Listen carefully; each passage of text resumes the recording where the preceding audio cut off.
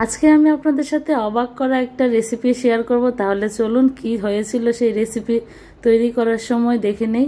আজকের এই রেসিপি দেখে তো শাশুড়ির মাথায় হাত, কারণ শাশুড়ি বলেছিল একরকম রান্না করতে আর বৌমা রান্না করেছে অন্যরকম। এখন কি হবে বলুন তো। আসসালামু আলাইকুম বন্ধুরা, কেমন আছেন সবাই? আশা করি যে যেখান থেকে ভিডিওটা দেখছেন সবাই ভালো আছেন। আমার শাশুড়ি মা আমাকে নতুন একটা রেসিপি বলেছিল ডিম দিয়ে পুঁইশাক রান্না করার জন্য। তবে এই পুঁইশাকটা কিন্তু ডাটা সহ না, ডাটা ছাড়া শুধু পাতা দিয়ে রান্না করার জন্য।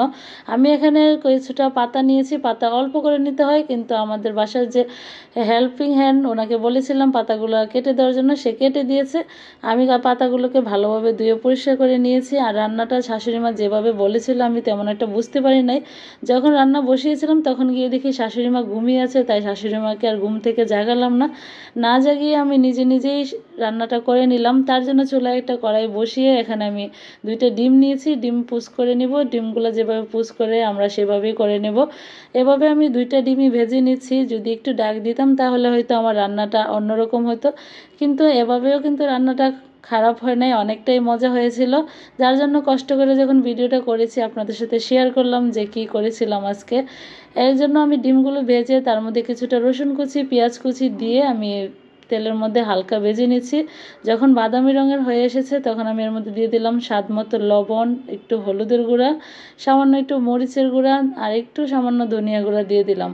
বাস দিয়ে একটু পানি দিয়ে মশলাটা কষিয়ে নিচ্ছি। আমি যেভাবে নর্মালি রান্না করি ঠিক সেভাবে, কিন্তু এই রান্নার রেসিপিটা হওয়ার দরকার ছিল অন্যরকম। একটু আদা বাটা, রসুন বাটা, জিরা বাটা এগুলো দিয়ে মশলাটা একটু বেশি করে দেওয়ার দরকার ছিল, আর পাতাটা একটু কম দেওয়ার দরকার ছিল।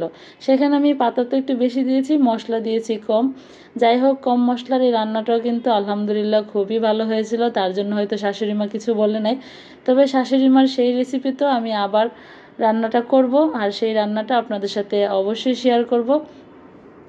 যাই হোক, এবার পাতাগুলো দিয়ে আমি মশলার সাথে মিশিয়ে একসাথে কষিয়ে নিচ্ছি।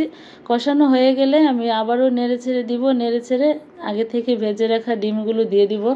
আর আপনাদের কার কার সাথে এরকম হয়েছে যে আপনারা রান্না করতে চেয়েছিলেন একরকম কিন্তু রান্নাটা হয়ে গেছে অন্যরকম, সেটা কিন্তু জানাতে অবশ্যই ভুলবেন না। আর অনেকে হয়তো বলতে পারেন যে 2টা ডিম কেন, কারণ এই রান্নাতে বেশি ডিম লাগে না, অল্প ডিম দিয়ে হয়ে যায়। সেজন্য আমরা 2টা ডিম দিয়েছি, কারণ শাশুড়ি বৌমা দুজনেই খাবো এই রেসিপিটা, যেহেতু আমরা বাসায় ছিলাম। সেই জন্য 2টা ডিম দিয়ে করলাম। আর ডিমটা মাঝখান দিয়ে কেটে টুকরো করে দিতে হয়, আমি আস্তে দিয়ে দিয়েছি, পরে মাঝখান দিয়ে 2 টুকরা করে দিলাম। এই তো স্বাদ মতো দিয়ে দিলাম কাঁচামরিচ, কাঁচামরিচটাও অল্প করে দিলাম যেহেতু মরিচের গুঁড়াটাও দিয়েছিলাম। এবার মাঝখান থেকে ডিমটা কেটে দিয়েছি। এই তো দেখুন, মাঝখান থেকে ডিম কেটে দেওয়ার পরে কিন্তু এখন 4 পিস ডিম হয়ে গেছে। যাই হোক, মজা করলাম। এই তো রান্নাটা আমার প্রায় শেষ, তৈরি হয়ে গেল মজাদার ডিম পুঁইশাক রেসিপি। আশা করি আজকের এই রেসিপিটা আপনাদের কাছে ভালো লেগেছে। ভিডিওটা ভালো লাগলে বন্ধুদের সাথে শেয়ার করে দিবেন। আর আপনাদের কার কার সাথে এমন হয়েছে অবশ্যই কিন্তু কমেন্টস করে জানাতে ভুলবেন না।